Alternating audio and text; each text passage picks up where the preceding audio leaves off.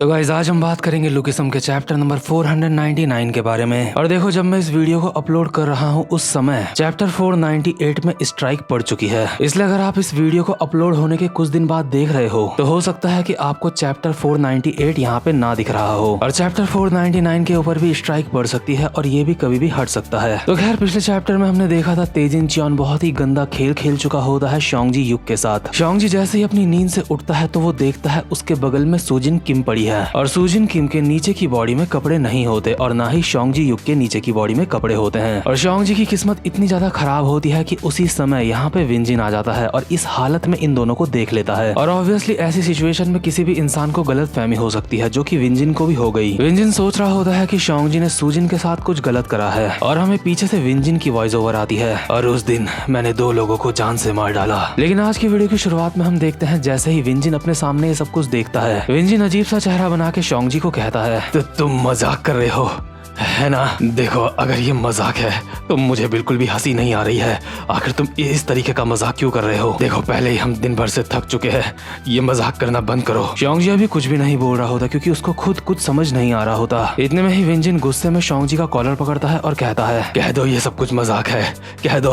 आखिर तुम कुछ बोलते क्यों नहीं हो। मैंने कहा कुछ बोलो, ये कोई मजाक नहीं है। मजाक करना बंद करो और मुझे बताओ आखिर यहाँ पे चल क्या रहा है। और इसी के साथ साथ विंजिन 2-4 मुक्के भी मारता है शोंगजी के मुंह पे। बट शोंगजी अब भी कोई भी जवाब नहीं दे रहा होता। विंजिन सुजिन की तरफ देखते हुए सुजिन को कहता है तो ठीक है सुजिन किम तुम ही मुझे बताओ आखिर यहाँ पे क्या चल रहा है। लेकिन सुजिन की तरफ से कोई भी जवाब नहीं आता क्योंकि ऑब्वियसली सुजिन किम मर चुकी होती है। लेकिन विंजिन को ये बात नहीं पता होती इसलिए विंजिन चिल्ला के बोल रहा होता है सुजिन किम क्या तुम्हें सुनाई नहीं देता मैं क्या बोल रहा हूँ, मुझे समझाओ आखिर यहाँ पे क्या चल रहा है। लेकिन विंजिन जैसे ही सुजिन के चेहरे में देखता है तो उसको कुछ गड़बड़ लगती है। इसलिए विंजिन सुजिन के पास आता है और उसकी सांसें चेक करते हुए कहता है हे क्या तुम ठीक हो, ये सांस नहीं ले रही है।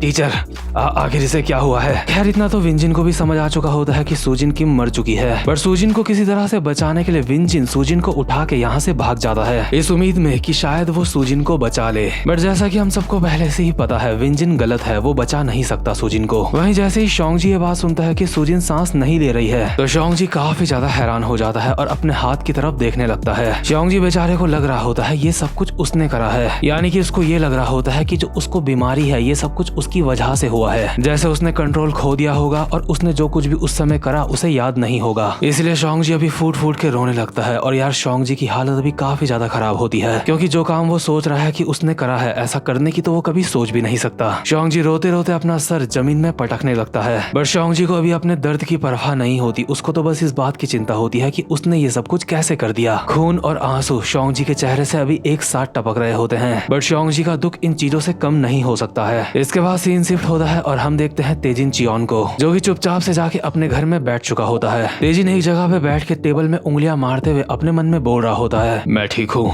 सब कुछ ठीक है। इसके बाद तेजिन को याद आता है एक पुराना सीन जिस वक्त वो सुजिन की लाश को लेके भाग रहा था। हम देखते हैं जब तेजिन सुजिन की लाश को लेके भाग रहा था उस वक्त तेजिन अपने मन में बोल रहा होता है नहीं ऐसा नहीं हो सकता, नहीं तुम मर नहीं सकती। आखिर अब मैं क्या करूं, ये मर चुकी है, यहाँ पे मुझे बचाने के लिए अब कोई यक्ष भी नहीं है। अभी तो मुझे चियोनलियांग का किंग बने हुए ज्यादा समय भी नहीं हुआ है, अभी ऐसा कोई नहीं है जो मेरी मदद करेगा। क्या मुझे इस बॉडी को जला देना चाहिए या फिर मुझे इस बॉडी को पहाड़ में छोड़ देना चाहिए।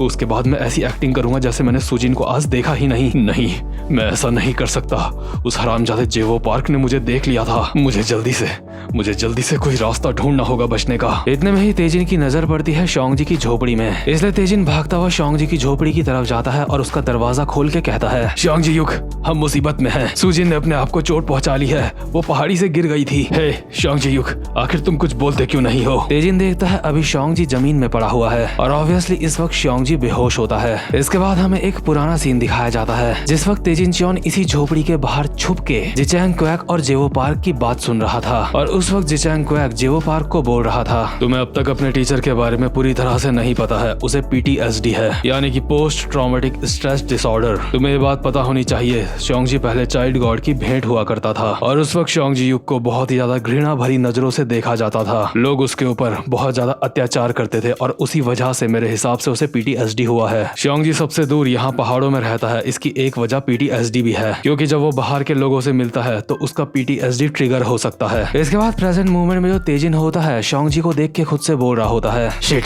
क्या शोंग जी इसी वजह से अभी ऐसे लेटा हुआ है क्योंकि उसको वो डिसऑर्डर हो चुका है? लेकिन आखिर अभी क्यों, ये अभी क्यों ऐसे लेटा हुआ है? मुझे इसकी मदद चाहिए थी। मेरे पास अभी इन सारी चीजों के लिए वक्त नहीं है। मुझे जल्दी से गाँव में जाना होगा और सूजिन को बचाने की कोशिश करनी होगी। लेकिन जैसे ही तेजिन शोंग जी की झोपड़ी से बाहर जा रहा होता है तो वो खुद के मन में कहता है, 1 मिनट, क्या होगा अगर मुझे काफी ज्यादा देर पहले ही हो चुकी है? शायद अब मैं सूजिन की जान ना बचा पाऊं। और इसीलिए तेजिन सूजिन को शोंग जी के ही बगल में लेटा देता है, साथ साथ में इन दोनों के ही नीचे के कपड़े निकाल देता है, जिससे सबको ऐसा लगे कि शोंग जी ने सूजिन के साथ कुछ गलत करा है। लेकिन बेचारे शोंग जी के लिए तो मामला इससे भी ज्यादा बदतर हो चुका होता है। शोंग जी सोच रहा होता है कि उसने सच में सूजिन के साथ वो सब कुछ करा और उसको जान से मार दिया। और जैसा कि हमें पता है शोंग जी एक बहुत ही ज्यादा प्योर हार्टेड बंदा है, जो कि ऐसी चीजें करना तो दूर, ऐसी चीजें करने के बारे में सोच भी नहीं सकता। बट क्योंकि शोंग जी को लग रहा होता है उसके बीमारी के चलते उसने ऐसा किया है, इसलिए अगले ही सीन में हम देखते हैं शोंग जी को जो समुद्र के किनारे खड़ा होता है और धीरे धीरे करके शोंग जी समुद्र की तरफ आगे बढ़ने लगता है और चलते चलते अपने मन में बोल रहा होता है, हाँ, मुझे उस दिन मर जाना चाहिए था। जिस दिन मेरे परिवार ने मुझे चोनलोंग में मरने के लिए छोड़ दिया था, मुझे उसी दिन मर जाना चाहिए था, लेकिन ऐसा नहीं हुआ,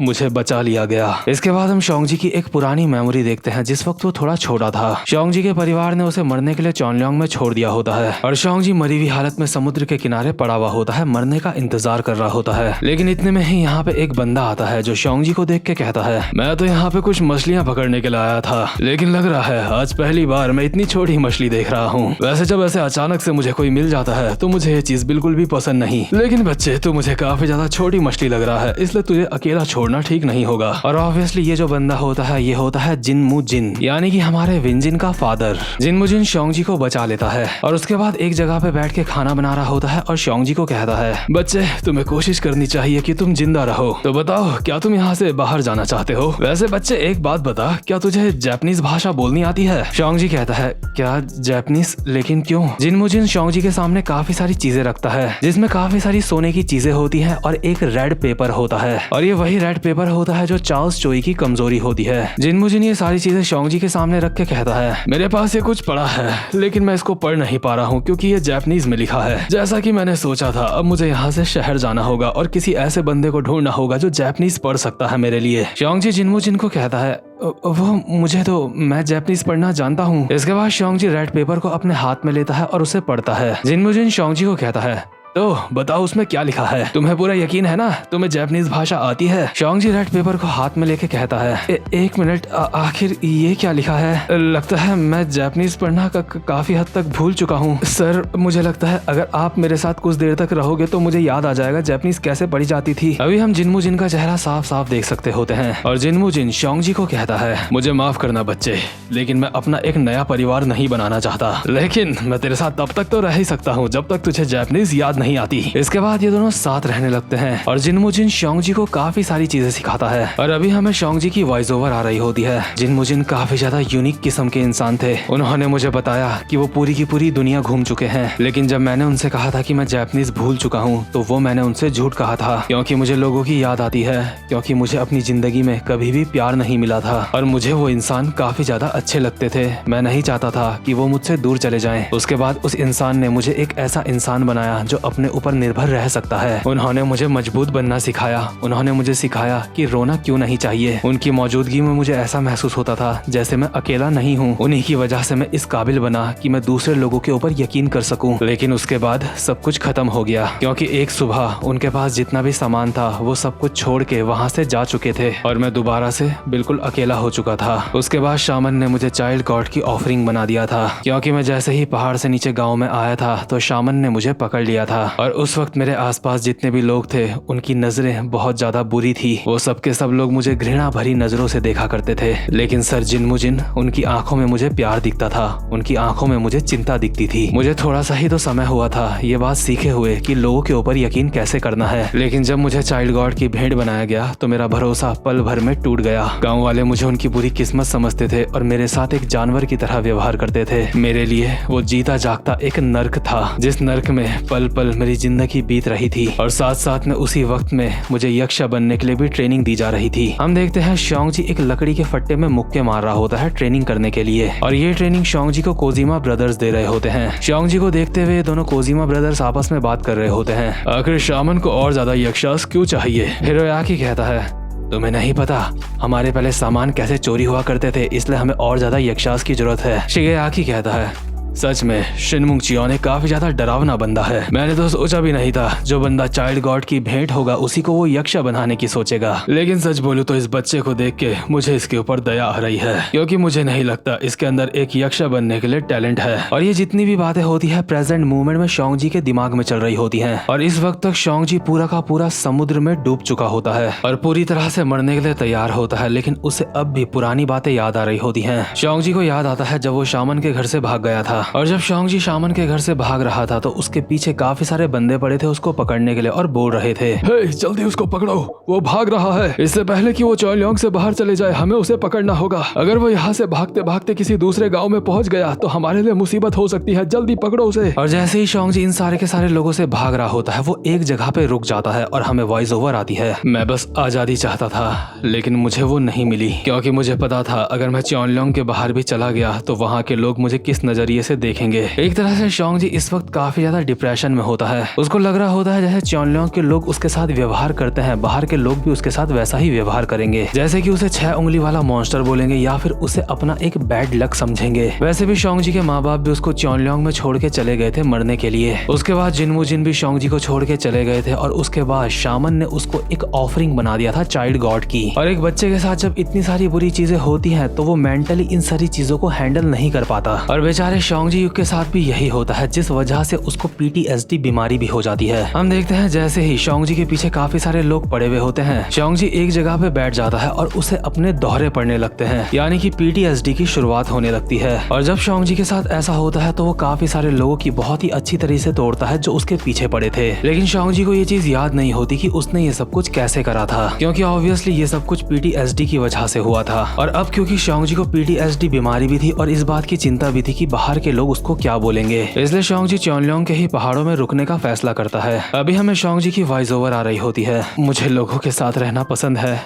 मुझे उनका प्यार पाना पसंद है, लेकिन मैं पहाड़ में छुप के रहने लगा क्योंकि मुझे डर लगता था। इसके बाद दूसरे सीन में हम शामन को देखते हैं जो अपने बंदों को बोल रहा होता है, तुम अब तक शोंगजी युग को नहीं पकड़ पाए है ना। दूसरा बंदा कहता है, जी सर, लेकिन हमें शक है कि वो पहाड़ों में ही छुपा हुआ है। शामन कहता है, अच्छा अगर ऐसी बात है तो वो चॉनलियांग को छोड़ के जा क्यों नहीं रहा है। दूसरा बंदा कहता है, सर हमें इस वजह के बारे में नहीं पता कि वो ऐसा क्यों कर रहा है। शामन कहता है, खैर मुझे वजह जाननी भी नहीं है, अगर वो पहाड़ में छुप के रह रहा है तो ठीक है, उसको छुप के रहने दो। दूसरा बंदा कहता है, क्या सर आपका मतलब। शामन कहता है, वो मुझे इसलिए चाहिए था क्योंकि वो चाइल्ड गॉड की एक भेंट था, लेकिन अब मुझे उसकी जरूरत नहीं है क्योंकि मुझे एक और चाइल्ड गॉड की भेंट मिल चुकी है जो कि उससे भी ज्यादा अच्छी है। और इस वक्त शामन की नजर होती है विंजिन के ऊपर जो नया नया अपनी मदर के साथ यहाँ चॉनलियांग में आया था। दूसरा बंदा कहता है, तो क्या इसका मतलब हम शोंगजी युग को ऐसे ही छोड़ देंगे। शामन एक स्माइल के साथ कहता है, इस दुनिया में काफी सारी अफवाहें चलती रहती हैं, इसलिए ये अफवाह फैला दो कि चॉनलियांग के पहाड़ में एक मॉन्स्टर रहता है। हमारे ऐसा करने से वो लोग वहाँ पहाड़ में आपस में लड़ते रहेंगे। और होता भी यही है, जब शामन ये अफवाह फैलाता है तो काफी सारे लौंडे चॉनलियांग के पहाड़ में आ जाते हैं, जिनमें से एक लौंडा शोंगजी युग को देख के कहता है, मैं यहाँ पे आया था क्योंकि मैंने सुना था चॉनलियांग के पहाड़ में एक मॉन्स्टर रहता है, लेकिन ये तो सिर्फ एक इंसान है, ये कोई मॉन्स्टर नहीं है। लेकिन इससे कोई फर्क नहीं पड़ता, चाहे ये मॉन्स्टर हो चाहे ना हो, हम इसकी अच्छे से तोड़ के इसको यहाँ से भगा लेंगे और चॉनलियांग में राज करेंगे, इस पहाड़ में राज करेंगे। लेकिन शोंगजी इन सारे के सारे लॉन्डो की काफी अच्छी तरह से तोड़ता है। इन लोगों के बाद यहाँ और भी कई सारे लोग आते हैं जो चॉनलियांग की पहाड़ी में राज करना चाहते होते हैं और उन सब का सामना होता है शोंगजी युग से और शोंगजी उन सब की ही तोड़ता है। शोंगजी का अब ये लगभग रोज का हो गया होता है, रोज यहाँ पहाड़ी में कोई आता होता है और शोंगजी के साथ फाइट करता है। और भले ही शोंगजी इन सारे लोगों से लड़ना नहीं चाहता होता, लेकिन उसको खुद को बचाने के लिए लड़ना पड़ता है। ना चाहते हुए भी शोंगजी अब तक यहाँ पे आने वाले काफी सारे बंदों की तोड़ चुका होता है। और शोंगजी से बुरी तरह से पिटने के बाद लोगों ने शोंगजी का नाम रख दिया होता है किंग ऑफ चॉनलियांग। इसके बाद हम अगले दिन का सीन देखते हैं जब चॉनलियांग के पहाड़ में आया होता है जिचैंग क्वैक। शोंगजी उस वक्त जिचैंग से पहली बार मिल रहा होता है और जिचैंग को कहता है, तुम कौन हो और यहाँ पे क्या करने आए हो। जिचैंग कहता है, मैंने सुना था यहाँ चौलियोंग के पहाड़ में एक मॉन्स्टर रहता है, लेकिन मुझे लगता है इस अफवाह की वजह से तुम्हें आए दिन यहाँ पे रोज फाइट्स करनी पड़ती होगी। अभी हम उस एरा में रह रहे हैं जहाँ पे फाइट्स और जंग बिल्कुल आम बात है, ये यहाँ पे चलती ही रहती हैं। लेकिन उसके बावजूद भी तुम मुझे हम लोगों से थोड़े अलग लगते हो, इसलिए मैं यहाँ पे तुमसे बात करने के लिए आया हूँ। और इस वक्त तक प्रेजेंट मूवमेंट में शॉन्गजी पूरा का पूरा समुद्र में डूब चुका होता है और धीरे धीरे करके समुद्र की गहराइयों में जा रहा होता है। लेकिन शॉन्गजी अब भी मरा नहीं होता है, उसके दिमाग में अभी पुरानी मेमोरीज चल रही होती हैं। हम देखते हैं उस वक्त का सीन जिस वक्त एक दिन शॉन्गजी लकड़ी काट रहा था और अचानक से उस दिन वहाँ पे पहुँचते हैं 4-5 बच्चे जो कि होते हैं जेवो पार्क और मैरी किम लोग। शॉन्गजी को लग रहा होता है ये भी बाकी लोगों की तरह यहाँ पे उससे फाइट करने के लिए आए हैं, इसलिए शॉन्गजी सीरियस होकर इन सबको कहता है इस बार मैं तुम लोगों को जान से मार डालूंगा। लेकिन तभी इन लौंडों में से एक लौंडा चिल्ला के शॉन्गजी को कहता है नहीं नहीं, हमें माफ कर दो, ओ माउंट चौलियोंग के मॉन्स्टर, हमें माफ कर दो प्लीज, हमें मत खाना। इस लड़के की बात सुन के शॉन्गजी को थोड़ी सी हंसी आ जाती है और वो कहता है क्या एक मॉन्स्टर, अबे तू पागल है या फिर कुछ और है। और यही इन बच्चों की पहली मुलाकात होती है शॉन्गजी युक के साथ। इसके बाद शॉन्गजी युक इन बच्चों की आंखें खोलता है और इन्हें बताता है कि चाइल्ड गॉड नाम की कोई भी चीज एग्जिस्ट नहीं करती है। शॉन्गजी युक इन बच्चों को काफी सारी नई नई चीजें सिखाता है, वो इनको थोड़ी सी फाइट करना भी सिखाता है। और धीरे धीरे करके एक समय ऐसा आता है जब ये बच्चे शॉन्गजी को अपना टीचर मानने लगते हैं। और ये जो पल होते हैं शॉन्गजी की जिंदगी के काफी ज्यादा खुशी वाले पल होते हैं। शॉन्गजी ने अगर अपनी पूरी जिंदगी में कभी खुशी देखी होगी तो वो यही पल थे जब वो इन बच्चों के साथ बैठ के खाना खाया करता था और हंसी मजाक किया करता था। इसके बाद हम वापस से प्रेजेंट मोमेंट में आते हैं जिस वक्त शॉन्गजी समुद्र में डूब रहा होता है। शॉन्गजी अब भी समुद्र की गहराई में गिरे जा रहा होता है और अपने मन में बोल रहा होता है मुझे लगता है वो खुशी के पल मेरी जिंदगी में फिर कभी वापस नहीं आएंगे। काश मैं उसी दिन मर जाता जिस वक्त मेरे पेरेंट्स ने मुझे चौलियोंग में मरने के लिए छोड़ दिया था। और अभी हम देखते हैं समुद्र के अंदर एक भारी हैंगर पड़ा होता है जो चीजों को डुबाने के लिए ही होता है और उसकी चेन आके शॉन्गजी के गले में लिपट जाती है। यानी कि शॉन्गजी पहले ही समुद्र की काफी ज्यादा गहराई में आ चुका होता है, ऊपर से अब उसके गले में ये चेन भी लटक चुकी होती है, यानी कि अटक चुकी होती है। और शॉन्गजी अपनी आखिरी सांसें गिनते हुए अपने मन में कहता है मुझे माफ कर देना विंजिन, सुजिन, मुझे माफ कर देना, मैंने जो चीज करी है वो माफी के लायक नहीं है, इसलिए मुझे कभी भी माफ मत करना। बेचारा शॉन्गजी पानी के अंदर मर रहा होता है, लेकिन उसके बावजूद भी मरते मरते भी उसको रोना आ रहा होता है। और यार जिस तरीके से इस बंदे की मौत हुई है ना, वो मुझे बिल्कुल भी अच्छा नहीं लगा। जिस वक्त ओली वैंग मरा था उस वक्त भी मुझे इतना बुरा नहीं लगा था जितना बुरा मुझे शॉन्गजी की मौत में लगा। इसके बाद सीन शिफ्ट होता है और हम देखते हैं सुजिन और शॉन्गजी का फ्यूनरल। इन दोनों की फोटो भी सामने रखी हुई होती है और जितने भी इनके स्टूडेंट होते हैं यानी कि शॉन्गजी के स्टूडेंट होते हैं सारे के सारे रो रहे होते हैं। विंजिन की भी आंखों में आंसू होते हैं और वो अपने मन में बोल रहा होता है मैंने उन्हें जान से मार दिया, मेरी ही वजह से वो दोनों मरे हैं, मुझे उन्हें गले लगा लेना चाहिए था, मैंने जो कुछ भी करा सही नहीं करा, ये नहीं होना चाहिए था, मुझे सुजिन को अकेला नहीं छोड़ना चाहिए था, मुझे उसकी रक्षा करनी चाहिए थी। और जो अगल बगल के लोग होते हैं आपस में बात कर रहे होते हैं आखिर क्या हुआ, आखिर यहाँ पे चल क्या रहा है। मैंने सुना वो जो पहाड़ वाला मॉन्स्टर है उसने उस लड़की के साथ काफी ज्यादा गलत किया। अच्छा, और इसीलिए शर्म के मारे